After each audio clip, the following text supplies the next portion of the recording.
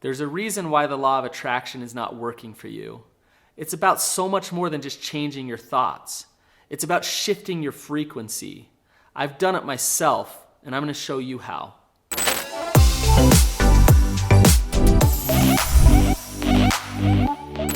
I'm going to walk you through a specific process that will help you change your frequency and start to resonate in abundance and start to resonate in frequencies that attract good things into your life. Years ago, I joined a mastermind group. And so a bunch of people came together and we were talking about being abundant and building successful businesses and successful families and things like that. It was really fascinating to me. I was in that group with about 12 people. And as I sat in that group, I realized that the people that I was in there with were not going to succeed. And I hate to say that. I'm not judging them. I could feel from them their doubt. I could feel their fear. I could feel their shame. They would say things like, yeah, well, I have this product, but I can't charge a lot for it. Or nobody will like it, so what should I do? They would rely on the facilitator of the group to try to get her to do everything for them because they didn't believe that it was going to work for them. As much as I could tell them, you're awesome, this will work, they didn't believe it. And because they didn't believe it, they weren't resonating in that energy of abundance. There's a difference between thought and belief. In your mind, in your ego, you can tell yourself all day long, I'm good enough, I can do this, I believe in myself. You can look in the mirror, you can give yourself affirmations that say, rah, rah, rah, you're amazing. Some of the most unsuccessful people I know read self-help books all day long. They do affirmations.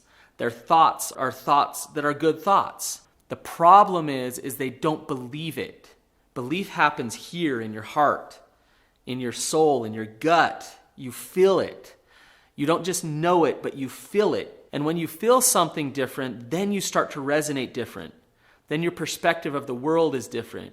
You start to attract things into your life that you normally wouldn't attract, rather than just thinking about something differently. Now, your thoughts are important. Getting out of that bad thinking that says you're not good enough is important.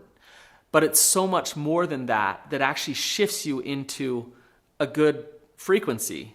So how do you shift from acting as if you know that you can attract good things into your life to actually attracting good things into your life? Let's break it down. Okay, the first step is to gather evidence of the belief. So let's say that you want to believe I'm successful, and you know up here, I'm successful. You look yourself in the mirror and say, I'm successful, I'm successful. Instead of just saying I'm successful, ask yourself what I call a statement question. And how that looks is you say something like this to yourself. How is it that I'm so successful? How is it that God has made me to be such a success? And then think through that. Well, am I successful yet? What successes have I had today? What successes have I had in the last couple weeks? Wow, there are some things there. I'm starting to see myself as a success.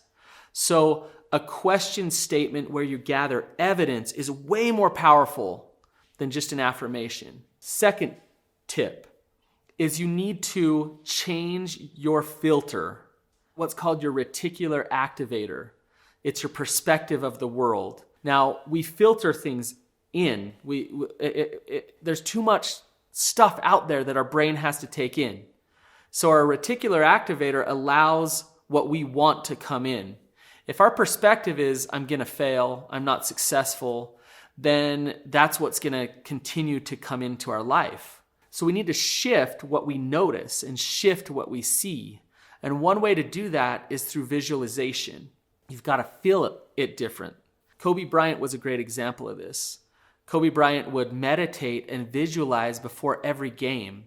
He saw himself making the final basket.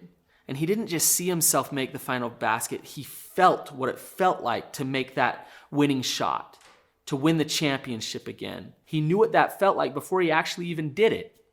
And then he went and he did it because he knew that's what was going to happen. Those things started to attract into his life.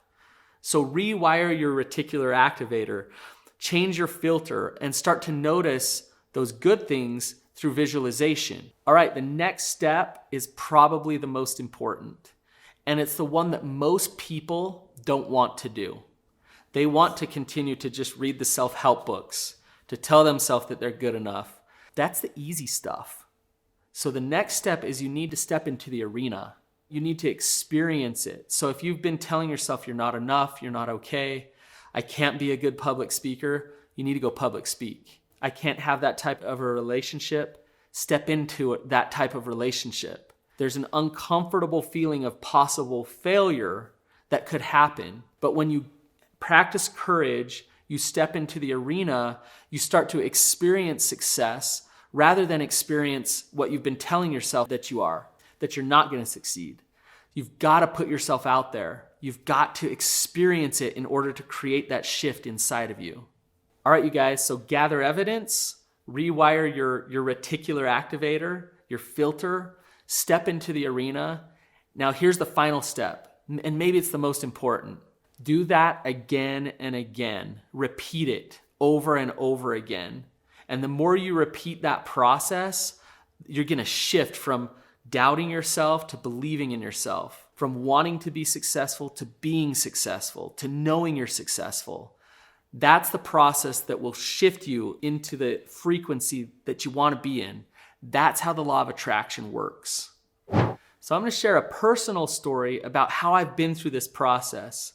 But before I do, if this was helpful for you, then please go ahead and click the like button. So growing up, I told myself that I was stupid.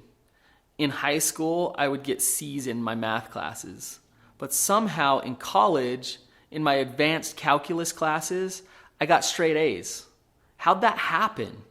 Well, let me tell you how. What happened was I believed this thing about myself. I believed I was a failure. And as much as I told myself that, no, you're smart, deep down, I believed that I wasn't. So the outcomes in my life were C's in math class. Well, I was put in a situation where I had to learn a language. I had to learn Tagalog in the Philippines.